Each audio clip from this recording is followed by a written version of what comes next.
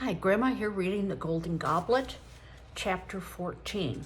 In chapter 13, Ranofer fell into a hole when a vulture flew up and scared him.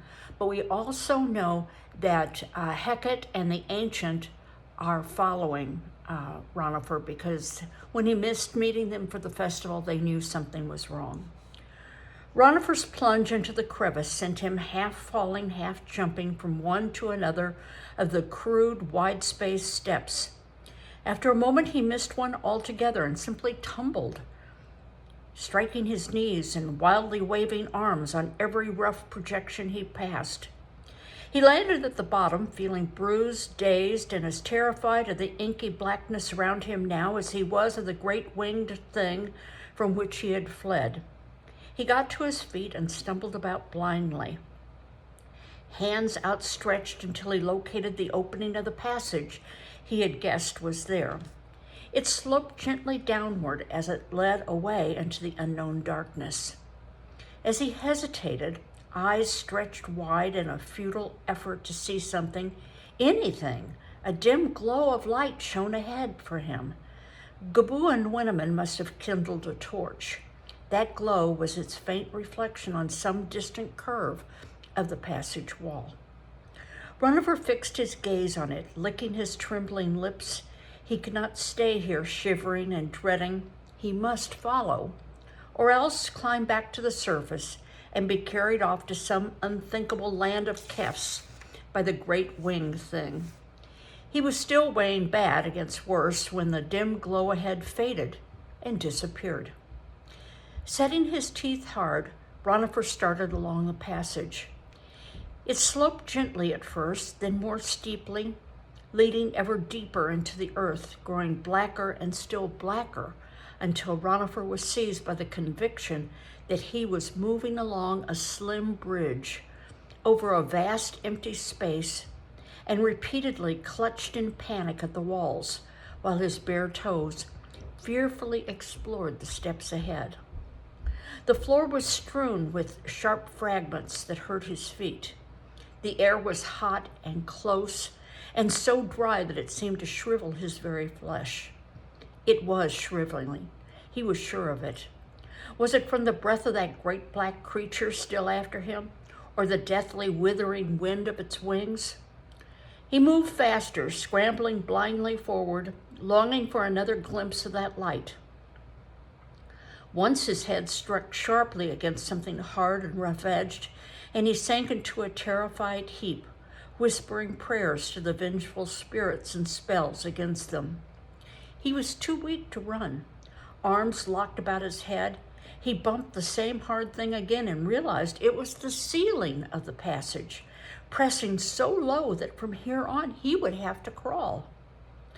He crawled, his teeth chattering, and his whole body shaking so uncomfortably that it felt as if it belonged to someone else. He'd never felt so small, so alone, so outnumbered, as in this terrible black place, haunted by beings he could not see or heal or feel, but knew they were there. Worse, every inch he moved forward took him nearer to an even more terrible place, the citadel of death itself. The dwelling of the outraged departed one, whose mere sentries these other creatures were. Now and then he caught sight of the torch glow ahead and flung himself recklessly toward it, though the faint, far-off gleam only intensified the blackness that enclosed him. Any living human, thieves and murderers included, Gebul included, would seem a friend and a rescuer now. After what seemed an eternity, he realized that the blackness around him was no longer entirely black. It had turned to the lesser dark of night. Presently, it became almost grayish, so that he could see faintly the hacked-out walls on either side. Obviously, the torch had stopped moving, and he was drawing closer to the light. There was a sudden sound of chipping, followed by the noise of falling plaster. Ranofer halted. His desire for Gebul's companionship, it abruptly waned. Even the fear of bodiless devils gave way before the sudden clear picture of this all too solid one up ahead. Gebul was still Gebul. Human or not, he was at this moment breaking through the plastered wall of a tomb. Ranofer waited until he could cautiously creep ahead. Around a bend in the passage, he was suddenly dazzled by the patch of a golden light. He flung up his hand, blinking until his eyes grew accustomed to what seemed a bright glare, though it was only the torchlight shining directly through an irregular hole in the wall. Even as his vision adjusted, the glare dimmed. The torch was being carried further into the interior of the tomb. He could see now that, as he had expected, the opening ahead was jagged with broken plaster. He eyed it fearfully, rubbing his cold hands against his thighs. For the first time he wondered who the man had been that now lay buried here. Some great one, for the tomb was large. The torch had receded into what, apparently, a second chamber, and the thieves' footsteps came echoing back to Ranofer, as though in a vast space. His flesh crawled, and the little hairs prickled on the back of his neck as he edged slowly toward the hole in the wall. Shivering, he rose to his feet before it, peered fearfully in, and found himself staring into a pair of strange, glazed eyes not 2 paces from his own. With a gasp, he flung himself backward, eyes tight shut against the horror that was sure to strike him dead. At the same moment, a voice growled, "What was that?" "Ancient," Heqet said in a weary voice. "Perhaps he is not even in this valley." "Perhaps not," said the old man in a voice even wearier. "Perhaps he followed Gebul somewhere on a boat, or to the stone-cutting shop, or—" Heqet sighed and did not bother to finish. "It is possible," said the ancient. They were leaning against a boulder near a heap of rubble that spoke silently at the entrance to a tomb somewhere nearby. They had investigated a dozen such rubble heaps, prowled and searched until they had located a few of the tomb entrances themselves, though all were well camouflaged behind rocks and piled up sand.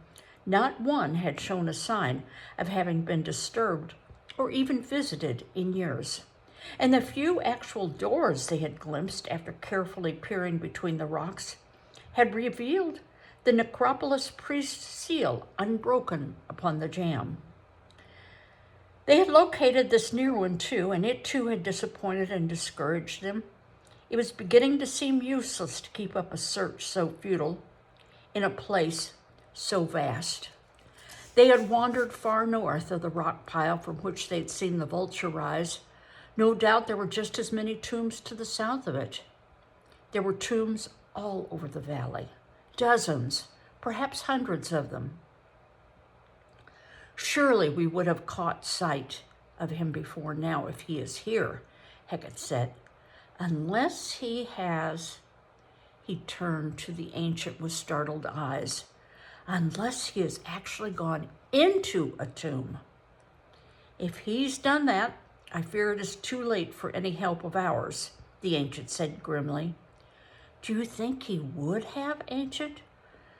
"Nay, surely not," the old man muttered. He moved away from the boulder and glanced around him uneasily.